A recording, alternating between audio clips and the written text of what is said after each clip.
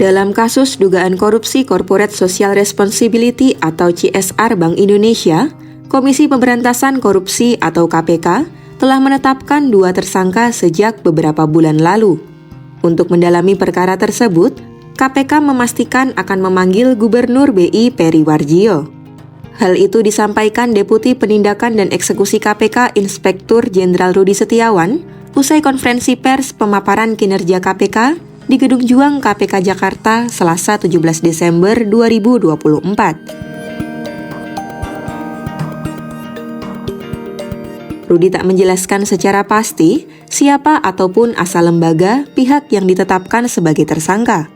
Namun saat wartawan menanyakan apakah dugaan tersangka adalah anggota DPR, Rudi pun membenarkan hal itu dengan tanggapan singkat. Di sisi lain, KPK akan segera memanggil Gubernur Bank Indonesia Peri Warjio sebagai langkah lanjutan dari penggeledahan gedung BI di MH Tamrin pada Senin 16 Desember 2024 malam. Rudi menyebut, KPK menggeledah sejumlah ruangan yang diduga berkaitan dengan tindak pidana.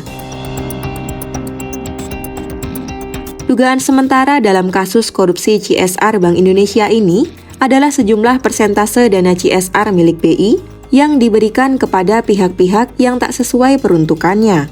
Uang itu diduga mengalir ke sejumlah yayasan dan otoritas jasa keuangan.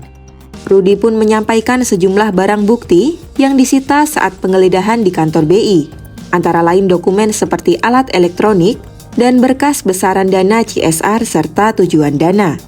Sampai saat ini, proses penyelidikan masih terus dilakukan bahkan ke sejumlah lembaga yang diduga terkait dengan pengaliran dana CSR itu.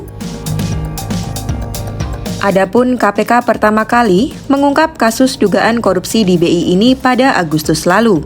Dana CSR yang diselewengkan itu tidak sesuai peruntukan dan malah dipakai untuk kepentingan pribadi. Direktur Penyidikan KPK Asep Guntur Rahayu pada pertengahan Agustus 2024 membeberkan dana CSR BI harusnya digunakan untuk membangun fasilitas publik. Ia pun mencontohkan, misal dari 100% dana, hanya 50% anggaran yang digunakan sesuai peruntukannya, sementara sisanya masuk kantong pribadi.